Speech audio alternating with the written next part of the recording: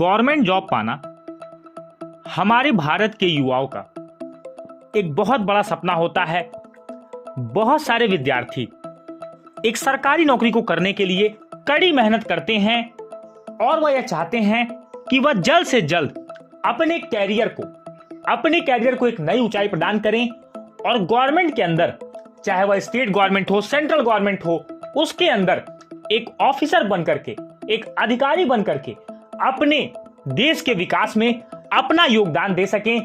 ऐसी ही एक अपॉर्चुनिटी है, ऐसी ही एक मौका आपको देता है एसडीओ ऑफिसर बनने का। दोस्तों, ये एक ऐसी पोस्ट है जिसके अंदर आप ग्राउंड लेवल रियलिटी में जाकर के काम कर सकते हैं। सरकार की, आपकी राज्य सरकार की जो भी योजनाएं हैं वो आप लोगों तक पहुंचा सकते हैं। आप जिस भी डिपार्टमेंट में एसडीओ बनते हैं उस डिपार्टमेंट के अंदर आप एक बेहतरीन काम कर सकते हैं।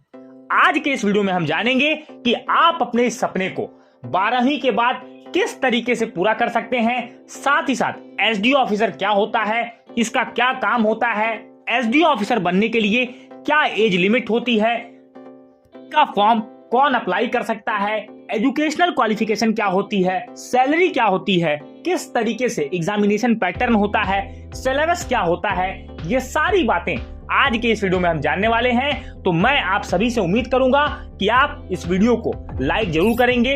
चैनल पर अगर अपने आप पहली बार आ रहे हैं तो आपके अपने परिवार एपीएन क्लासेस को सब्सक्राइब करेंगे।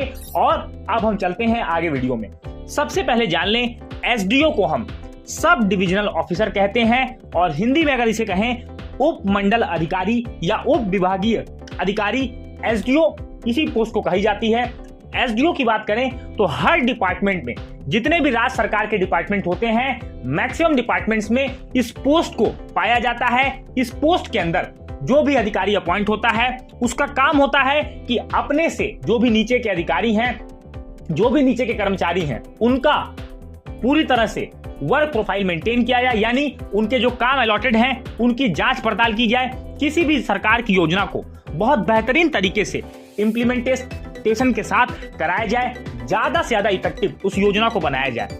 बात करेंगे इसकी चयन प्रक्रिया की, तो सबसे पहले जान लें कि एसडीओ के अंदर आप दो तरीके से पहुंच सकते हैं। पहला है बाई प्रमोशन और दूसरा by giving state public service commission examination. सबसे पहले जान लें कि अगर आप एसडीओ बनना चाहते हैं तो एसडीओ के लिए आपके अलग अलग डिपार्टमेंट्स में, चाहे वह बिजली विभाग हो, पुलिस विभाग हो, इरिगेशन डिपार्टमेंट हो, डिपार्टमेंट में बहुत सारी वैकेंसीज आती है और उसके आप एसडीओ के एक पोस्ट नीचे वाली पोस्ट को अप्लाई करके आप एसडीओ की पोस्ट पर प्रमोशन के द्वारा भी पहुंच सकते हैं। लेकिन अगर आप चाहते हैं कि आप डायरेक्ट एज एन एसडीओ किसी भी डिपार्टमेंट को ज्वाइन करें तो इसके लिए आपको स्टेट पब्लिक सर्विस कमीशन का एग्जामिनेशन, जो कि आप कहते हैं स्टेट पीएससी का एग्जामिनेशन, आपको देना होता है। अगर आप इस एग्जाम को क्वालिफाई कर लेते हैं तो फिर आप एसडीओ की पोस्ट पर अपॉइंट होते हैं।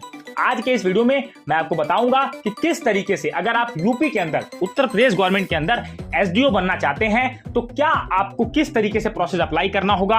हर राज्य की अपनी अपनी वैकेंसीज एसडीओ के लिए आती है और उसका राज्य लोक सेवा आयोग, स्टेट पब्लिक सर्विस कमीशन, इस एग्जामिनेशन को कंडक्ट कराता है। सबसे पहले जान लें, अगर आप एसडीओ बनना चाहते हैं तो आपको 12वीं के बाद सीधा ग्रेजुएशन में एडमिशन लेना होगा और आप अपने ग्रेजुएशन को कंप्लीट करने के बाद इस पोस्ट के एलिजिबल हो जाते हैं। यानी कि एजुकेशनल क्वालिफिकेशन आपका यह है कि bachelor degree in any stream with no percentage bar. याद रखिएगा, परसेंटेज की कोई भी रिक्वायरमेंट यहां पर नहीं होती है।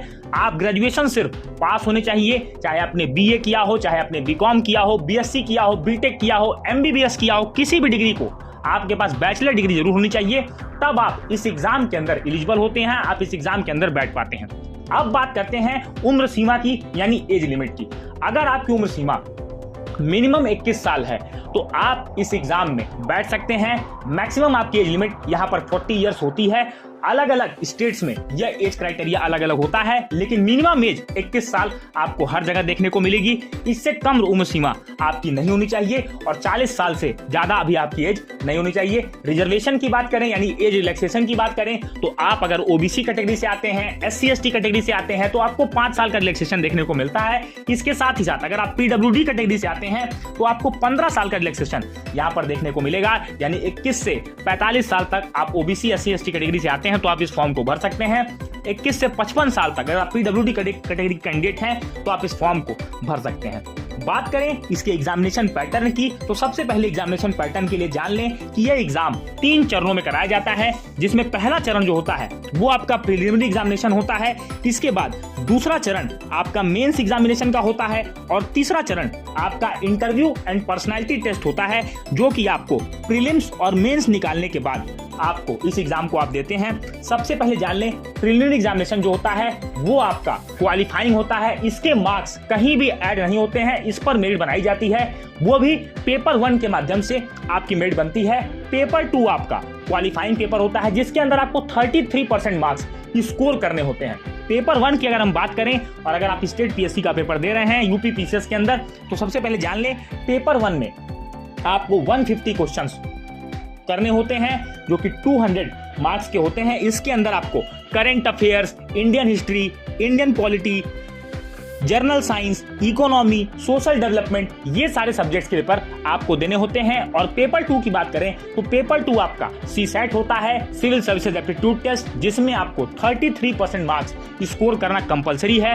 अगर आपने सीसैट को क्वालिफाई नहीं किया तो आपका कोई भी पेपर चेक नहीं होगा और आप एग्जामिनेशन के फर्दर स्टेज से बाहर हो जाएंगे। इसके बाद आप अगर प्रीलिम्स एग्जाम को क्वालिफाई कर लेते हैं तो आप फिर मेंस एग्जाम के लिए जाते हैं, जिसके अंदर आपको 8 पेपर देने होते हैं, जिसमें पहला जो पेपर है वो आपका जर्नल हिंदी का होता है, दूसरा पेपर आपका एसए का होता है, तीसरा पेपर आपका जर्नल स्टडीज 1, चौथा पेपर जर्नल स्टडीज 2, तीसरा पेपर जर्नल स्टडीज 3, चौथा पेपर जनरल स्टडीज 4। तो ये आपके कुल 6 पेपर हो गए और आपको ऑप्शनल सब्जेक्ट के 2 पेपर देने होते हैं, जिनमें optional subject paper 1, optional subject paper 2। और इसके लिए आपको आयोग की वेबसाइट पर जाकर के जो भी ऑप्शनल सब्जेक्ट्स एक्सेप्टेबल होते हैं उनकी लिस्ट आपको देखनी होगी। कुछ के नाम मैं आपको यहाँ पर बता देता हूँ, जैसे botany, zoology, chemistry, animal husbandry, English literature, physics and veterinary science, Urdu literature, mathematics, statistics, geography, Sanskrit literature, economics, political science, sociology, international relations, accountancy, history, public administration, medical science, ये कुछ ऐसे सब्जेक्ट्स हैं जो कि एक्सेप्टेबल होते हैं। इनमें से आपको आपके ऑप्शनल सब्जेक्ट का चुनाव करना होता है और यहीं पर आप अपना पेपर दे पाते हैं। अब बात करते हैं पेपर के बारे में, तो सबसे पहले जान लें कि हर पेपर में आपको 3 घंटे का समय मिलता है और ये सब पेपर आपके डिस्क्रिप्टिव इन नेचर होते हैं। कोई पेपर आपको यहाँ पर निगेटिव मार्किंग वाला नहीं मिलेगा, जबकि प्रीलिमिनरी आपका एग्जाम जो होता है उसमें निगेटिव मार्किंग 1/3 की आपको देखने को मिलती है। अब बात करते हैं यहाँ पर सबसे पहले जान लें जो आपका जर्नल हिंदी का पेपर है उसमें 50 क्वेश्चंस आपसे यहाँ पर पूछे जाते हैं। 50 मार्क्स के क्वेश्चन आपसे पूछे जाएंगे, जिनमें आपको ग्रामर से रिलेटेड, कंप्रिहेंशन से रिलेटेड सवाल आपसे पूछे जा सकते हैं। बात करें एस्से राइटिंग की, तो एस्से राइटिंग में आपके 3 सेक्शन होते हैं और तीनों सेक्शन में आपको 3-3 टॉपिक दिया जाता है, जिसमें कि आपको सभी में से हर सेक्शन में से एक टॉपिक को अटेम्प्ट करना होता है। 700 वर्ड आपको मैक्सिमम आपको लिखना होता है। इसमें आपको 3 घंटे का समय दिया जाता है।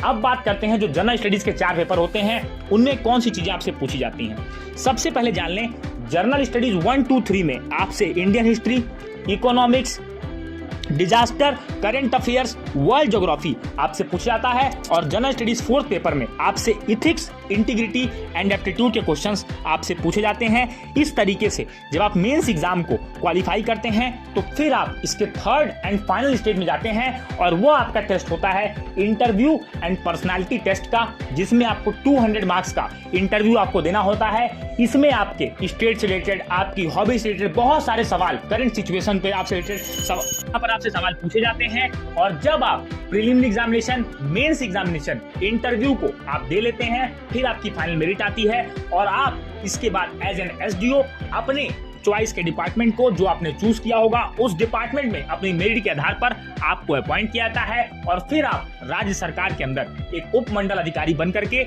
अपनी सर्विसेज को आप देते हैं। अब बात करेंगे सैलरी की, तो यहाँ पर सैलरी आपकी एज के साथ, इसके बाद एक्सपीरियंस के साथ आपकी सैलरी बढ़ती जाती है। फिर भी जो आपकी पेमेंट होगी वह कम से कम 52,000 से शुरू होने वाली है। इसके बाद आपकी salary age by age, experience by experience बढ़ती चली जाती है। तो मैं उम्मीद करूंगा कि यह वीडियो आपको एसडीओ बनने की सारी इंफॉर्मेशन देने में सफल रहा होगा। वीडियो अच्छा लगा, वीडियो को लाइक करें, चैनल पहली बार आ रहे हैं तो चैनल को सब्सक्राइब करें, नोटिफिकेशन बेल को टैप करें। मिलेंगे अपने अगले वीडियो में, तब तक के लिए जय हिंद, वंदे मातरम।